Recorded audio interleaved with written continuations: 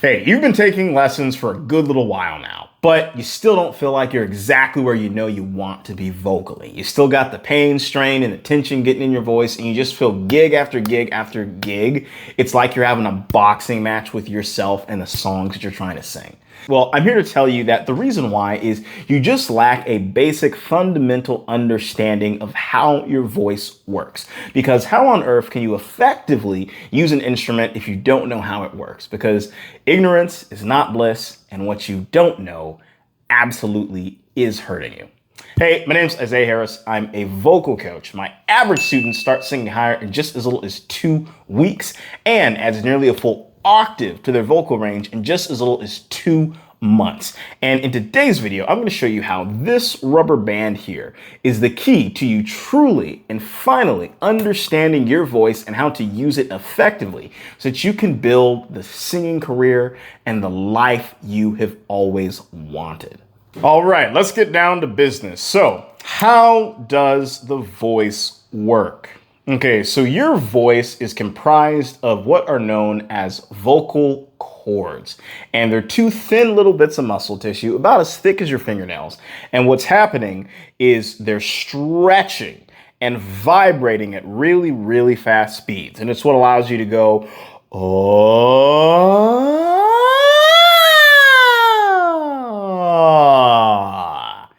And think of the motion of these muscles in your voice kind of like the motion of a rubber band.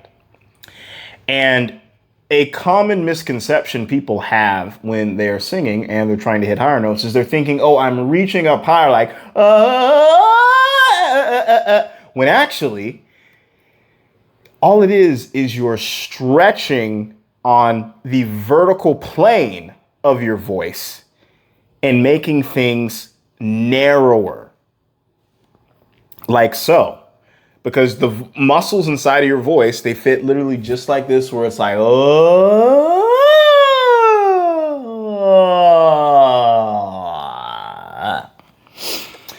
And another core important thing is, so men, they tend to have a much thicker rubber band or thicker vocal cords that allow them to have more of those meatier, bassier types of notes.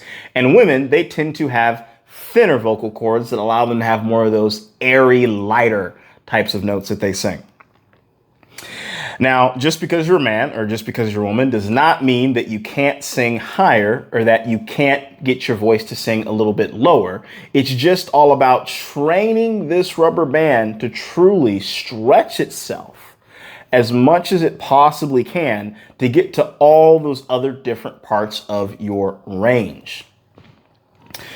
And the other really important thing with this rubber band analogy is you'll notice here that I had myself, there's a set of fingers in front of this rubber band, and there's also a set of fingers that are behind this rubber band. Well, guess what?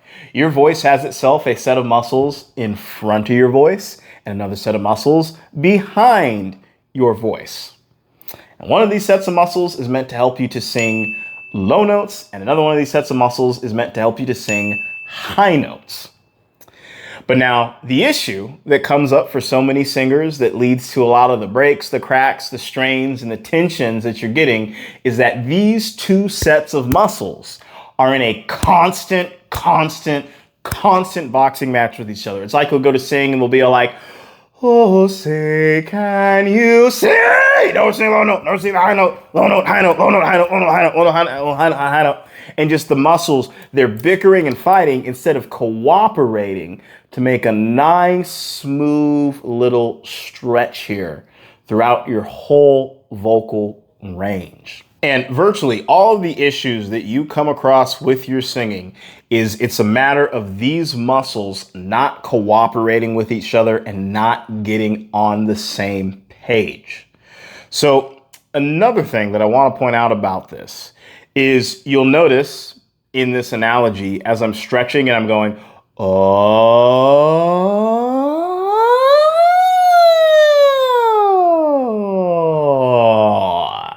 the rubber band is changing its shape as I'm going higher and lower with this stretch. And this essentially represents how when you're in different registers, there's different ways that you need to be shaping your voice from the lips, the teeth, the tongue, all of these other different things to make sure that the notes are coming out properly. Because there's a difference of how if I'm trying to go sing, and I will always love you, that needs a little bit more of a narrower shape behind it. But if I make it a little too wide, because if I need to stretch out this much, but I just stretch this much and make it a circle and I go, and I always love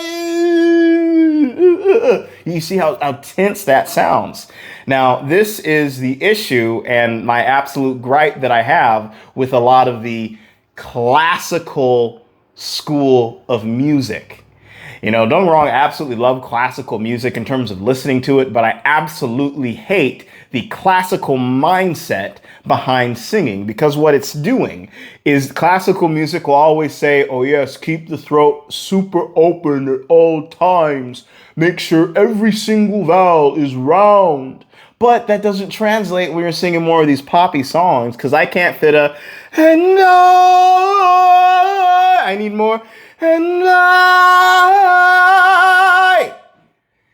I need more of that stretching, and I need more of that changing inside of the shapes of how it is that I am anchoring and shifting out my voice. So another thing with this, just to, toss some hate on other methods in this industry that I really, really dislike. To be frank, part of the reason I even started this whole channel was my therapist told me I needed some way to lash out all of my anger. And this is the healthiest way that I have been able to find to do that. And a lot of your traditional vocal warm-ups that you've been taught by your coach or been doing in all these other YouTube videos you've probably seen on singing, if you've been doing them but not getting results, they're neglecting to train your voice to change the shape and the phrasing as you're getting higher and higher and higher in pitch. Because when you're doing things like do, re, mi, fa, sol, fa, mi, re, do, or the lip buzz like, or busy, busy, busy, busy, bee. What it's doing is it's training you just to move and stretch here, move and stretch here. And that'll help you if you're trying to go maybe on a lower pitch like, and I will always love you. But if you want to go, and I will always love you. So the ability for us to switch and change the shape and the spacing that we are making in our voices on a dime is what is known as building vocal dexterity. And essentially, the more dexterity we have in our voices, the better and smoother our voices are going to sound. And the less dexterity we have in our voices, the more singing becomes nothing but a struggle bus. And another way to really think of this is if, let's say, you have a bunch of mucus built up in your voice. I put some cottage cheese on here to kind of represent some mucus. It makes it a lot harder for us to get the dexterity that we need inside of this voice. Because you got all this mucus blocking everything. It'll get you like, and I will always love you. And now in the inverse, if let's say our voices are really, really dry and really, really rigid, I put some sugar on this rubber band here, it makes it super, super stiff to where it gives you more jaggedness. And that's usually what tends to be more on the end of like you crack and you go, and I will always love you.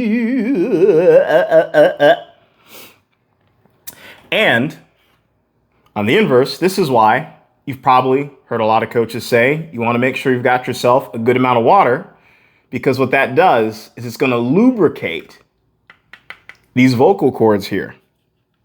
And it's going to get us into a place where we've removed all of the gunk and we've created a nice, open, vibrant, stretchy, very dexterity-filled environment for us to hit all the notes that we need to hit. So I really had to learn this lesson of how the voice worked and building dexterity kind of the hard way from all the years and years and years and years of time that I wasted doing tons and tons of vocal warm-ups that literally got me like no results. Like in my earlier days, one thing I put crazy amounts of effort into was practicing breathing exercises. I'm sure you probably heard a ton from your coach or other stuff on YouTube is breathing, breathing, breathing. Breathing is the foundation of singing. It's the absolute most important thing in singing. And I know a lot of vocal coaches, they're going to want to kill me in the comments. Please comment away. I would love to hear your thoughts. Let's start a nice, healthy discussion in the comment section here. But I remember in my earlier days, I would just do, I'm not exaggerating even the slightest when I say this. I would do an average of about 4 hours worth of breathing exercises every single day. I remember there was one instance where I was going to the movies with a friend of mine, and I literally was doing breathing exercises while we were in the movies. I was going like, and he was looking at me always like, bro, like, what's the matter with you? It's like, oh, no, it's nothing. It's nothing. And then, you know, when I got home, I was like, okay, let's see how much better my voice sounds. Let's see how much better my voice is going to sound. And it did not sound one iota better after doing hours and hours and hours of breathing exercises. And the reason why is because if we have not built the dexterity in our muscles, we can blow all the air that we want to through this area, but it's still going to be rough and jagged and not sound smooth. Because think of basically when you're breathing from your diaphragm, you're blowing air through the stretching of this rubber band here. But once again, it doesn't matter how much freaking air we have. If this is stiff and tight, you're still going to get, and I will always love you. In fact, when I really took the time to master and hone these concepts over the years, and then I started teaching them to my students, really in the first couple of weeks I'm working with a student, we don't do anything to focus on doing breathing exercises. And this is actually what just a couple of my students had to say when we focused on not doing breathing exercises or traditional warm-ups, but actually doing things that build the dexterity of these muscles here so that everything else comes automatically. And you, and you, and you, you're gonna love me. Yeah. You're gonna love me. Oh man, yeah, I really like that time. So tell me, what did you feel was good? And I was very, very proud because it sounded completely better. It felt like I had way more support. I wasn't afraid of going to the upper register. Because I think all of the fear was gone from the running out of breath. You know. So isn't that a little bit different than the first time you did it? I do, yeah. Yeah, it's Well, you're kind of a genius. Oh, thank you. It gave me, your course gave me the power. Just 2 days. Those 2 days, man. And all the years I've been in college taking classical voice. Oh, well, you can't do this. This is what he gave you. You sing bass and you baritone and you way down here and you can never sing up there. You're not tenor. And I'm like, well, man, how do you know what I'm not when you're trying to put me somewhere where I don't belong? Oh, man, that's crazy. Yeah, getting results in 2 days already. That's awesome. Yeah. You know, it's like I can get the notes I want now. I can get where I want to go. Man, that's awesome. Hitting tenor notes like it ain't nothing. Thanks to you. Hey, if you want to go even deeper on this concept of how your voice works and how to build up that vocal dexterity so you can actually get the breakthrough that you've longed for all these years, be sure to also check out the link in the description below and my free training called The 3 Biggest Singing Mistakes That Are Getting in the Way of the Songs You Write, the albums you perform, and the gigs that you attempt to have. It has helped out so many singers over the years, and I know it is absolutely going to help you.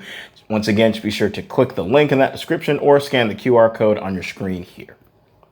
Okay, so really the best way to build dexterity inside of your voice is by adding movement inside of your voice. So what this is going to simply look like is we'll take just like a simple, basic little humming exercise. And all we're going to do is we're going to hum up a nice, simple little octave. We'll do, right in the middle of your range, wherever you feel is right in between that break of your chest voice to head voice. And we're going to do that slide up and down, back and forth, and back and forth until right when we feel like we're starting to run out of breath, we're going to do a nice, simple little squat. Okay, so it's going to look a little something like this. So we'll go 1, 2, 3, go.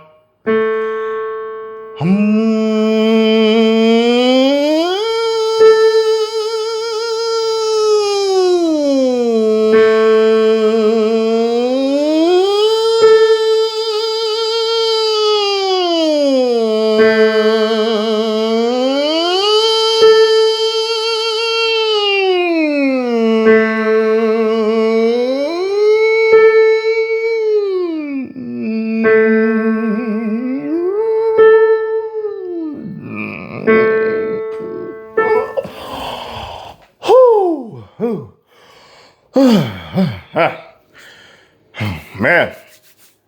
Okay. So a few things I want to point out about that. So you notice I did that hum on that nice simple little slide up and down and back and forth and back and forth and back and forth. And right when I felt like I didn't have any air left inside of me, I did the nice simple little squat to kind of push that last bit of toothpaste out of the tube to increase that dexterity inside of here. And I'm sure you're asking, wait, Isaiah, you're doing this exercise, so you're out of breath. Isn't that kind of like a breathing exercise? Well, no, it's a dexterity building exercise, because doing this and pushing us and adding the squat into it, what it's doing is it's literally physically warming up the muscles inside of your voice from head to toe to be way smoother. And once again, get this rubber band to have so much more freedom with how it moves about. Okay, let's try that again here. Count of 3. 1, 2, 3.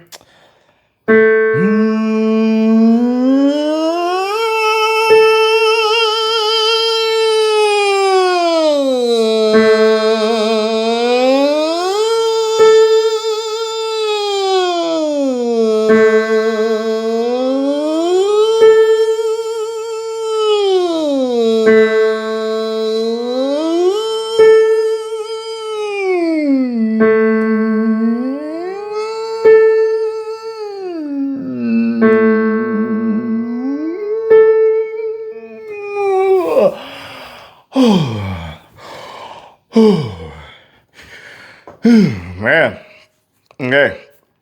You can see I'm real exhausted by the end of this exercise.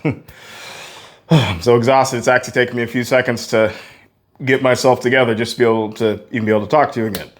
So, a few other things I want to point out with this is you'll notice that as you're doing this, the more and more rounds of it you do, you'll almost feel like this awakening sense, mostly in your stomach, but also too, you're going to feel a little bit of a loosening in the neck and a little bit of a loosening in the jaw here. It's not going to be as defined as what you feel here in the stomach, but what that is it's the muscles are once again loosening to build more of that dexterity so that, then when we actually do a breathing exercise, we can actually blow some air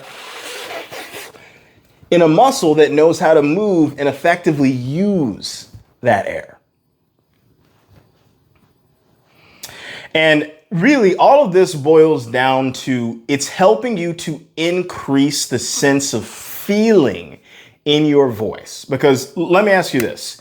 Can you physically see or physically touch your voice? No, you can't. Now, how hard do you think it would be to play the piano if you couldn't physically see or physically touch the keys? How hard do you think it'd be to play guitar if you couldn't physically see or physically touch the guitar strings? How hard would it be to play the drums if you couldn't physically see or physically touch the drum pad or the drumsticks? That'll be pretty difficult. But the thing is, we got blind musicians like Ray Charles and Stevie Wonder that are world renowned, and it's because they know how to feel their instruments. Their level of dexterity of how they can move the fingers is so great, they don't need to see the instrument to be able to play it. And none of us can see our vocal instruments, but these movements and these exercises are the building blocks of you truly being able to feel your voice at a significantly deeper level. And once you start feeling that voice, you're actually going to start feeling like you own the song instead of the song owning you. So once again, be sure to check out that free training in the link in the description. That is going to help you so much more, taking all of these concepts to the next level. Also, as well, be sure to check out the next video here that YouTube is recommending for you.